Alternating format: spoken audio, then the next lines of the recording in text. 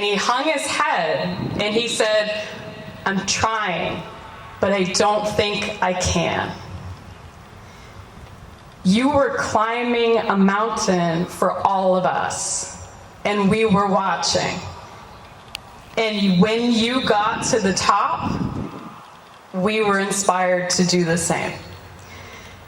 That's why we're here tonight, to celebrate you during a global pandemic when we have to wipe down the microphone. It's worth it. You've earned this. We are so proud of you, and I can't wait to see you with your rings and your very well-deserved jackets. Congratulations, boys. You know, I will touch on it. If you ever wanted to see like the true Bernardian spirit with people rallying together, I wish there was a time-lapse video on this field for like the last 72 hours and everything that happened to pull this off. So, you know, there's a lot of thank yous to go around. And I'll give some broad brush strokes here.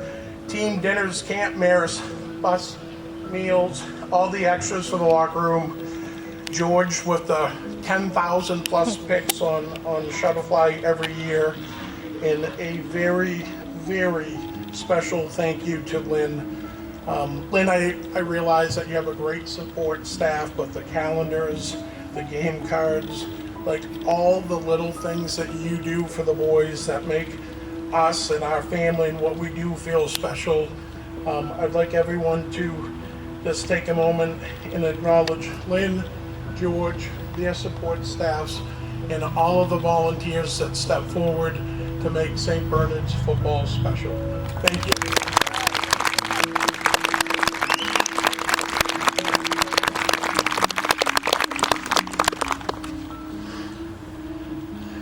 I'd also like to say a special thank you to our donor who created the opportunity for our student athletes to experience a night like this and to have the jackets and especially the rings that they'll have for a lifetime.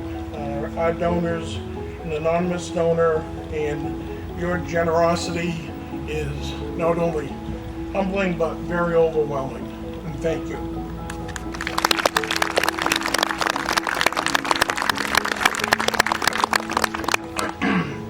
I know a lot of you haven't had an opportunity to be in our locker room down the other end of the field. It's pretty neat.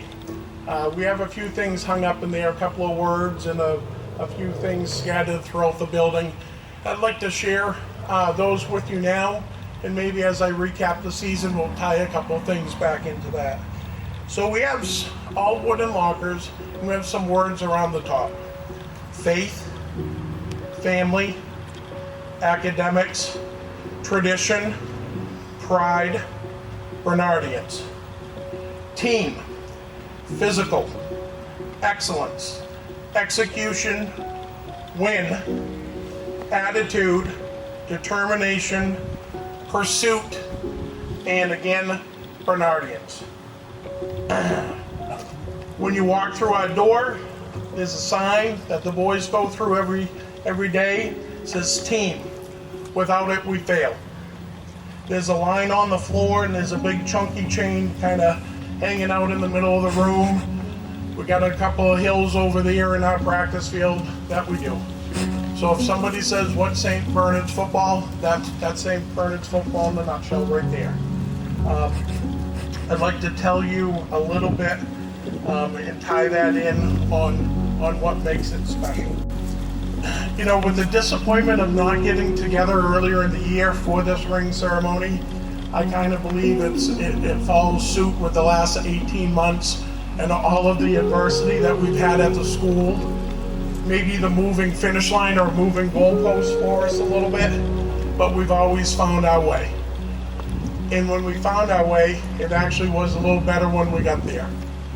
And if you take a look at tonight, I am thrilled to be doing this ring ceremony right here down in the bowl, because I get a chance to share with everybody a little bit about what makes St. Bernard's. All those words on the wall, what makes those special?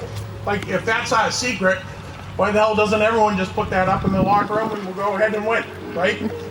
Well, there's a lot that goes into it to make it happen. And like having you down here in the bowl for us, because honestly, like I listen to people talk, and to be completely transparent, like I hear that, oh, we know what it's like, they do this, they do that, they run some hills, they do this. No, they work really hard. To be completely fair to the boys, I don't think anyone really has any idea what they go through other than them and frankly the coaches. And having you down here tonight is amazing for me. We talk about family, that's our dinner table. That practice field is our dinner table. That's where it comes together for us. And I'm thrilled to have you down here so we can talk a little bit about last year and learn how we make those things come together. So, when you have a year like last year with so many ups and downs, you know, one of the things Mrs. Bingham said to me, you'll just talk about football all night. Stay away from that. You're going to lose people other than you and the coaches and a couple of the kids. You're all going to think you're great, but you know, you're going to lose everybody. So I'm going to talk about one football play and then maybe hit a few others. And week 2, right? We had something like in every football game. There are 3 or 4 moments that determine the outcome of a game. And in reality, if you look at it one step back, there's a handful of games or a handful of plays that really determine the scope or the outcome of the season. And we were able to experience one of those, luckily, on the 140th snap of week 2. If you look out there, you'll see 3 or 4, I guess 4 balloons out there on our right hash going in on the 1 foot line. And complete transparency, Dom, you were in. There's no doubt. I've watched it 1,000 times. Our quarterback scored. After he scored, he released the football. They rolled it a fumble. There was, Paul, 29 seconds on the clock? 29 seconds on the clock, going in, down by 7. Dom's over the line. The ball goes on the ground. They rule it a fumble, not a touchdown. The ball gets kicked out. It is their ball on the 1 foot line. They snap the ball, move it forward. 1 foot, the game's over. If you want to look at it a little closer, we play them in the playoffs. Not at home, we play them up at Kansas. We play them at Kansas, we're going to lose 7 out of 10 times. If you really stop to think about it. So I mentioned a white line back in the locker room. What's that white line represent? Metaphor, right? So we have a few things. And after 25 years and Coach Connie's 30-something years, some things kind of prove true. Football's pretty simple. Like there's 11 people. 10 of them win and 1 lose, you can go backwards. So it takes all 11. Special things happen, we say it all the time. What is going to happen when all 11 of you pull on the rope at the same time, tug on the chain at the same time? We move the ball forward. That's your line. You win your line. Well, right there, and set the scene a little bit, right? So you're like objectively look, in today's day and age, we're going into score. We've done the work because they did the work. They lifted. They were the defending state champions. They lifted. This is the best team in our division. We have them at home. We're supposed to win the game. We're down. We weren't playing particularly well. We're going in to score. 29 seconds left. The ball goes on the ground. What are you going to do? Fellas, have you ever heard me say bad things happen? You hear me say it 1,000 times a year. Bad things happen. What are you going to do? That's it. That's life. That's everything that we do. Bad stuff happens. What are you going to do? Well, what did they do? They won the line. All 11 of them. They weren't holding their head. They weren't feeling sorry for themselves. They knocked the line back. And if you watch the film, the center of our line knocked them back pretty darn well. so well that the quarterback stumbled and the ball went on the ground. And if there's one guy, the one gym rat, the one guy that's in the middle of everything, whether we're at Camp Marist and they're doing the WWE skits, or we're down here winning something, the one guy that's in the middle with it, Johnny Pennard. He comes up. That was the fastest 29 seconds in like my 25 years of coaching, to be completely honest with you. It was crazy.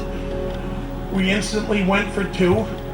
Left, 29 waggle, put the ball in our best player's hand. We want him to go win the game for us. We weren't playing well. We wanted to win right now. We weren't blocking well. We had all the faith in the world in Vaughn to kick it. We weren't blocking well. We're actually pretty awful at that point in time in the season. We do it. We leave one guy unblocked. Dom's there, makes a miss. We score. That single play represents what makes this team special. That's one example. With a year like we had, how many must-wins we had? How many just must-haves? You're not doing a great job as a coach if our kids are constantly, we gotta have this position. We as coaches needed to do a better job. How many times did we come from behind? You say that biggest play is, the biggest kids step up in the biggest moment at the biggest play. I'm not going to go into depth like I did on that play with Johnny, but I would like to mention a couple more. And guys, this is random. Coach Campbell went through, everything came together with this, and I was kind of trying to decide what to talk about tonight. Coach Thomas put together, he's texting me, well, how many you want in there? Because we got 30, 40, 50, what do you want? Where do I draw the line? And there really weren't that many must-haves. And that's not the coaches, fellas, that is you. Connor Smith, sack, 4th and 11, Nipmuc, in a must-have. Nico, Lightning, 66-yard run, 3rd down, Nipmuc, to answer the bell. They drove down and scored, took the wind out of our sail. We just went it, and I gotta tell you, Nico, there were two glorious guards pulling around the corner for you on that. 66 yards untouched in a must-have. Same game. I'm pretty sure we won that game by 1, correct? Came from behind. Hey, Vaughn, how about your 2-point conversion? Picking the ball up, back to what I was saying. Our line wasn't doing the best job at the time. The snap, the hold, Vaughn instinctively picks it up, sprinted right there to that corner. That's why I love being down here. We can talk about the hill, we can talk about everything, because we're right down here. Vaughn, you had a pick that made everything go a little better at the end of the game too, I think. Freshman, 75-yard pick 6, week 1, Damian. Freshman, TD saving tackle. Home playoff game, opening kickoff, they were loaded for bear. They knocked one of our older kids on the ground. Freshmen chase them down and knock them out. Guys, that changes the scope of the game. They take the opening kickoff and score after us beating them so many consecutive times in the playoffs. We don't win that football game. Freshman, Colton LaRose. Connor. Playoff game, Gansett. Last play for the pick, Jacob Banch. Where are you? You didn't pick it off. It hit you. It went like this. The ball bounced right off your chest, buddy. Good thing Dom was right there, picked it up. Dom, I couldn't get you and my head on the ground fast enough to just get on the ground, right? I didn't want anything to happen to you or put the ball on the ground. Connor Smith tipping the ball. Banch going after it. Dom catching it. Sealed the deal. Gansett. We knew if we got out of Central Mass, we're going to have to beat Gansett and we'd have it going and we wouldn't look back. We didn't talk about it. We didn't acknowledge it. But every person in that building down there knew it. Fumble recovery at Gillette. Wyatt. Ty. Thunder. Your inability to cut. Like you just lack the inability. Yeah, just the inability. You can't cut, bud. but it could be because you had the team on your back, right? If you think about it. Taya could go 7 pages, 8 pages deep with those. And I saved my best for last. So if you think about it, we're at Gillette, and I'm going to embarrass somebody right now. We were at Gillette at the point where we could have put the game away and really knock them back. We'll talk about how wonderful West Bridgewater is in a minute. Dom Cuevas calls his own number, 40 yards, untouched, down to the 1 foot line. Absolutely amazing. But I don't know if everyone has had the same privilege that I've had. Did anyone realize that our principal runs a 4.40? Because she does. The best part of me sitting at home watching the film over and over again is realizing, who the heck, keep rewinding, who the heck is sprinting down the sideline? And it's Linda Anderson sprinting. She gets about the 15 and goes from a dead sprint and goes sideways and just starts bouncing and bouncing. It was absolutely hysterical. And Linda, that's why it's, you don't, you know, I think that you're the breath of fresh air for our school because you are so genuine in everything that you do.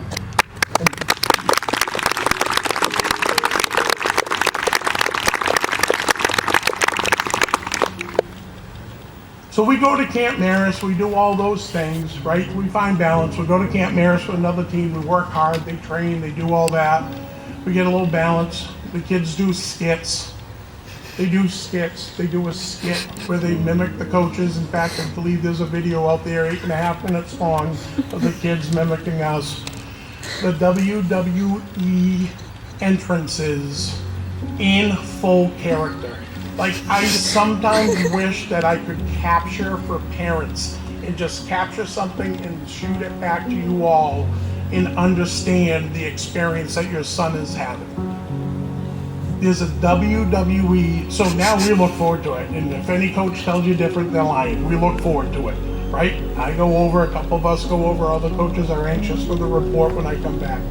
We went, Principal Anderson, I'm gonna be very candid, and you may not love this, but it was done with the best intent and strong supervision. So we took an extra bunkhouse. We stripped all the beds, we moved all the bunk beds all the way down, we took all the mattresses. We were very cautious for protection. There was a nice cushion. And they came in, Ben Goolsby, Mr. and Mrs. Goolsby. Ben has a future in announcing, public address announcing, play-by-play. He's quite good. So if you can picture the lights off, they had somebody on the lights, they're working the lights, the music bumping, they're going back and forth. Ben's sitting there, he's got all the lingo down, the whole thing's going. I'm not brushed up on my WWE, but evidently every guy has their own entrance song. And we have The Undertaker. Who else do we have, Johnny? The Big Show. Yeah. We have The Big Show. And John Cena, who's The Big Show. And we have all of these guys coming in, and then they get out, and then the one guy that forgets to turn his phone off. Sorry. The Big Show's coming in, The Undertaker's coming in, they come in, they do the entrances, it's grand, it's fantastic, and then they do the whole fake wrestling thing, that's the cushions. And it goes through, and we got an 8 or 9 minute video floating around out there, and it was one of those things that I'm wondering if that would ever come back and bite me. So I'm gonna hold out that if we're 10, 11 months after it, we're good at this point. So, you know, our kids find balance, but yet they work awful hard. So every team is special, right? So every team's special. What makes this team special? We've had some incredible teams, right? 2015 got this kit started, 5 seniors. Cooper Bigelow, AJ Robichaud, Sean LaFlamme, Zach Bingham, Zach Merchant, they started it. They started it out here.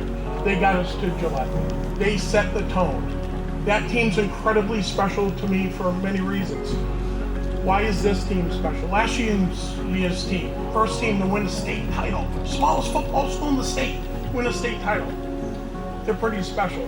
What made this team special? Talking to Rebecca last night, she's a very fiery Italian woman, and she remembers all the little digs that our team got. Small, they were lucky, they were a one-hit wonder. Well, it's clearly not sustainable at St. Bernard's. They don't have a chance. The first one was a fluke. Although I'd like to say, Mayor, 2018, we were city champs. That's something that we're very, very proud of here over at St. Bernard's. The boys did the work. They lifted the weights. They were just as committed as everybody else that led before them. They were making the school better.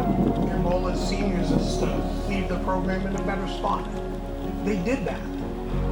But what we quickly learned, and what Principal Anderson mentioned, was the weight that they had to worry about wasn't in the weight room, it was on their shoulders. They were carrying the weight of the world on them. Even though they had the weight of the world on them, they had a bullseye on their back because they were the little fluke team that won it, that everyone wanted to pop. What was that weight? Some people will say it, some won't. I'll say it. They're carrying the weight of the school. They're carrying the weight of doing it again. They felt like they had to do it again. It was uncomfortable. I would say, you go through it. We went 1-1. Next week was a must-win. We went 2-1, and we lost. Then we won again. We went 3-2. That was a cute. Kansas, Nipmuc.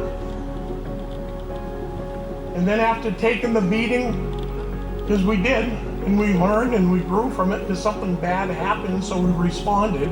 We took a beating at Leicester. We knew Leicester was a 1 in a 25-year team. Happy for it. So why is this team special? Leaders. We had leaders that led. We're blessed to have a captains this year that were just truly amazing, followed by a senior class that was just, everybody had their role. And there was no selfish me. Our senior leadership, our captains were incredible, and they were supported by an unbelievable junior class. And our unbelievable junior class brought our sophomores along. And our freshmen quickly learned that on the first day at camp, when I said everyone is going to have to contribute, and I look at the freshmen and it's going right by them, and I know they don't believe what I'm saying and they're not hearing me. But if you remember in those plays, I rattled off a pick 6 in a tight game, 75 yards. That fumble at Gillette, we had a freshman beat his guy to be down there to make the guy uncomfortable to put it on the ground. When things go wrong and things need to be fixed, there are people out there that hope it get better. There are people out there that talk about it and want it to get better. There are some people that work at it. They want to get it better that way.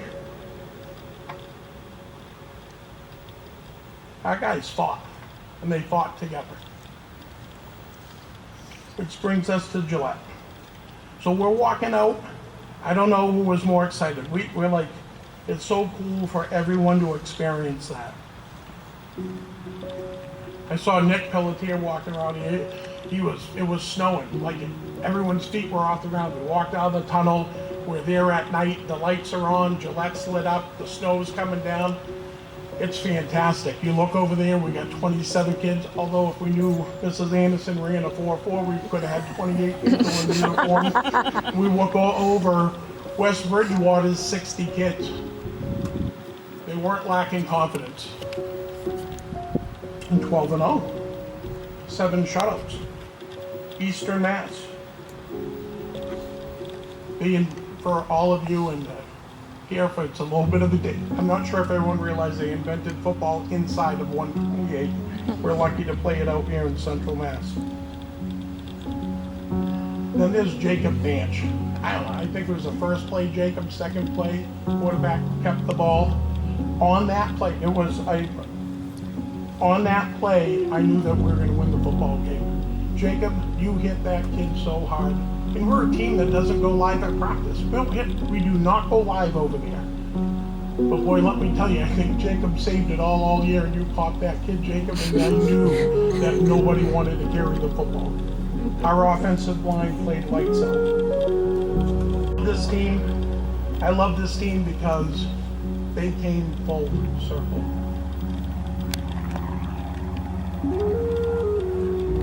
They came full circle when everything went wrong and you had the weight on your shoulders and the bullseye on your chest and bad things happened. You probably were the best team that I've coached here at St. Bernard's in responding to adversity. And fellas, that, in Coach Bingham terms, you earned it. You earned those jackets. You earned those rings, and you certainly earned the right to hang that in our gymnasium and look at it and come back and show your families.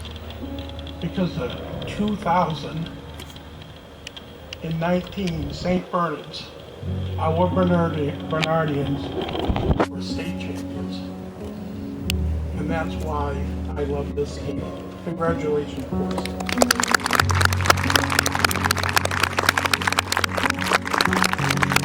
This is by far the hardest earned championship ring in the history of championship rings. Thank you for everything. You are a testament to who we are and to the Bernardian spirit. Congratulations, Coach Bingham.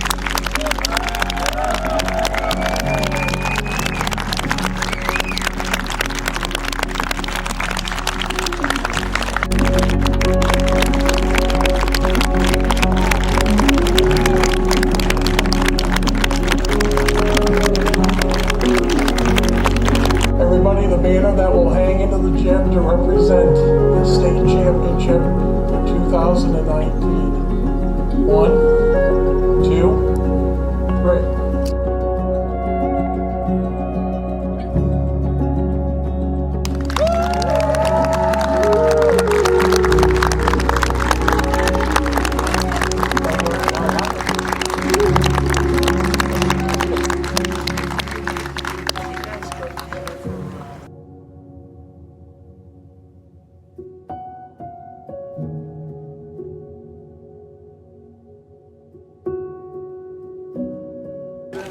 I want to give a picture. All I know is that I have a picture of Ryan Moiselle in my arms like this. And I'm It's a video. more rings than you. Hey, I gotta get the ice out, you dig?